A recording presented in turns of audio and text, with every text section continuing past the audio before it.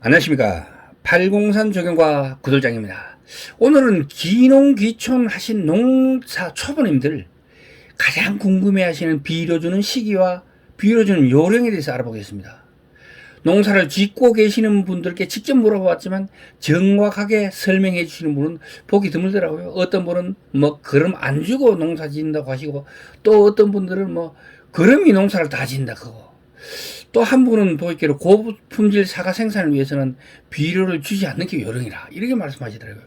어떤 말이 맞는 걸까요? 그것은 바로 그 땅에 해답이 있습니다.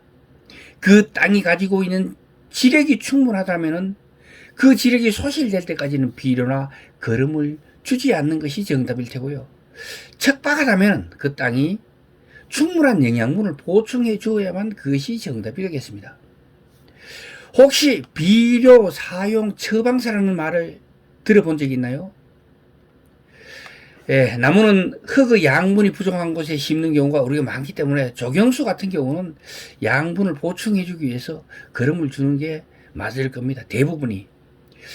거름 주는 목적은 건강하게 생육하여 아름다움을 유지하고 병충해, 동해, 건조, 바람, 공해 등에 대한 이 저항력을 갖게 하기 위해서는 건강해야 되잖아요.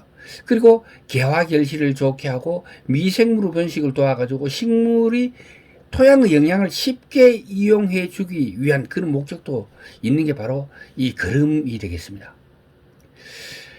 비료라는 것은 뭘가 비료를 하냐면은 나무에 영양을 주거나 나무의 성장을 위하여 흙이나 나무에 공급해주는 영양소, 영양분을 비료라고 할 수 있습니다. 나무는 흙 속에 있는 영양분을 뿌리 털이라 하는 게 있는데 아주 작거든요. 이게 뭐 길이가 1mm에서 8mm 정도. 수명은 짧게는 며칠, 몇 시간에서 또 길게 아무리 긴 것도 몇 주일을 넘지 못해요. 뿌리가 그만큼 수명이 짧아요.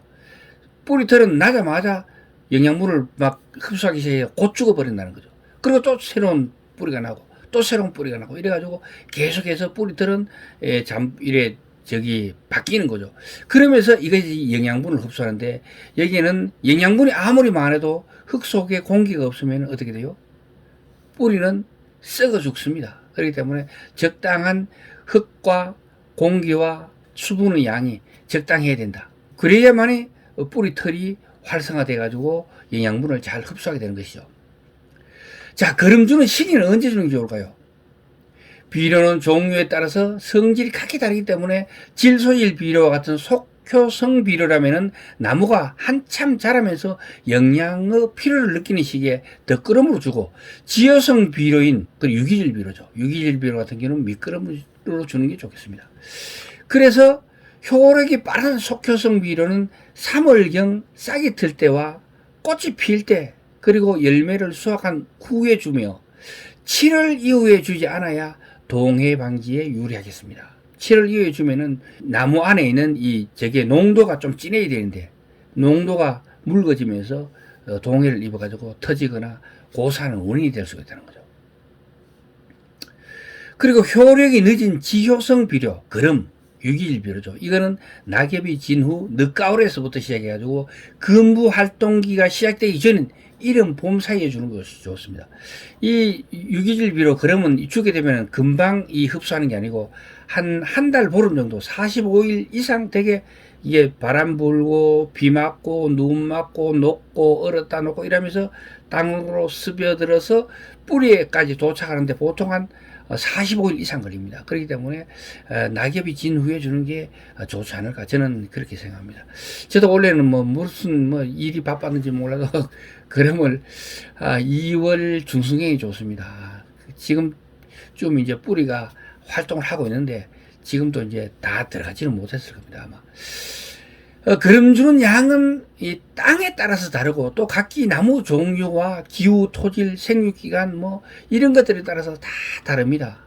그렇기 때문에 얼마나 주라. 이게 옛날에는 일괄적으로 정리해 가지고 5년 이하 된 나무는 유기질 비료를 얼마 주고 속효성 비료 중에 질소 인상 가리는 어떻게 줘라, 얼마나 줘라, 몇 그램을 줘라 이렇게 다 이야기했는데 요즘은 이게 다 틀린 말입니다. 그렇게 해서는 안 됩니다. 요즘은 어떻게 하냐면은 농업기술센터라는 곳이 있습니다. 아까 이야기했지만 비료 사용 처방서라는 것 보셨나고 물어봤죠 아까. 요거 여기 있는데 요게 뭐냐면 농업기술센터에서 농민이 의뢰하면 무료로 토양 성분을 검사해주고 비료 사용 처방서라는 것을 발급해 줍니다.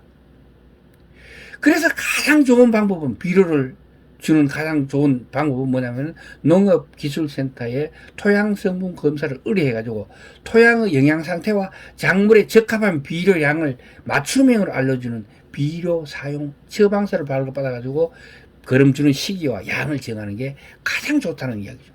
요즘 이렇게 효율적이고 이렇게 과학적인 방법이 있는데 왜 그냥 뭐 이 나무에는 얼마를 주라 그러면 1년에 막 주는 거. 그 땅의 지력도 모르고 이건 잘못됐다는 거죠. 참고로 저희 지역의 소식, 최근 소식입니다. 요걸 전해드리겠습니다. 의성군에서는 토양 검정 서비스를 농업기술센터에서, 의성군 농업기술센터에서 무상으로 실시한다고 합니다. 근데 이 토양 검정이란 뭐를 말하는 걸까요? 그건 바로 농경지의 산도, pH죠. pH가 7이 중성이니까 6.5가 중성이죠. 어떤 이 작물에 따라서 거기 다 틀리거든요. 산성을 좀 좋아하는 거, 그리고 염기성을 좋아하는 거, 식물이 다 다르거든요. 중성을 대부분 좋아하지만. 그리고 유기물, 그리고 유효규산, 그리고 치환성 양이온 양, 그리고 전기 전도도 등의 토양 화학 성분을 정밀 분석하는 것을 바로 토양 검정이라고 합니다. 토양 정밀 검정 신청 방법은 뭐냐? 어떻게 하느냐? 표피, 그러니까 거덕을 1, 2cm 정도로 싹 걷어내고, 그 다음에 5cm에서 15cm 사이, 보통 15cm 정도 깊이에 있는 흙을 5군데 이상, 이 땅 한 필지가 있으면 5군데 이상을 거다가 모다 가지고, 그걸 가지고 살짝 말린 다음에 잘게 부숴 가지고, 고루고루 섞어 가지고, 그 5군데 거를, 그 다음에 500g 정도를 가지고, 시로봉투에 담아가지고, 시로봉투 있으면 그냥 깨끗한 봉투에 담아주면 됩니다. 근데 시로봉투라고 농업기술센터에 가면 줍니다. 거기다가 담아가지고, 그 다음에 이름과 집원, 그리고 심거나 심어놓은 농작물의 이름, 요것들을 적어가지고, 농업기술센터에 가져다 주면 끝입니다. 그러면 2주 후쯤에 그 결과가 나오는데요. 직접 받으러 가가지고 부족한 부분을 설명을 들으셔도 되고, 질문을 해도 되고, 아니면 우편으로 결과를 보내주기도 한답니다. 예, 그리고 잘 모르시는 분들을 위해서 그 봉투 있잖아요. 토양 채취 봉투 뒷면에 보면은 토양 정밀 검정에 대한 방법이 이 만화로 그려져 있고 설명이 되어 있으니까 참고하시면 좋겠습니다. 그 나무나 채소가 필요로 하는 필요 영양소를 토양 특성에 맞게 적정량을 시비할 수 있게 영양 과다로 인한 농작물 피해나 또는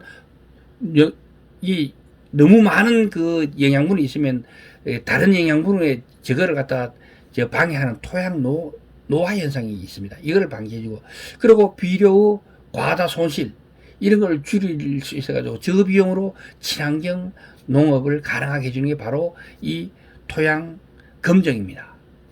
그리고 또 토양 검정 자료는 전산화해가지고 토양 관리 체계를 구축하거나 뭐 거기 들어가 보면은 뭐 어느 토양에 어느 지역에 어느 땅에는 뭐가 부족하다, 뭐가 얼마다 하는 이런 게 이 전산화돼 있어요. 그래가지고 토양 환경 보존이나 안 그러면 친환경 농산물 인증 또는 맞춤형 비료 지원 등에 다양하게 활용되고 있다고 하니까 일석이조 아니 일석삼조가 아니겠습니까? 자, 오늘의 비료 거름을 주는 시기와 비료 주는 요령, 농업기술센터 그 비료 사용 처방서에 대한 이야기는 여기까지 하도록 하겠습니다. 귀농귀촌 초보자님께 도움이 되었으면 좋겠다는 바람입니다. 본 동영상이 유익했다면 구독과 좋아요 부탁드리겠습니다. 지금까지 803 조경과 구돌장이었습니다. 끝까지 시청해 주셔서 대단히 감사합니다.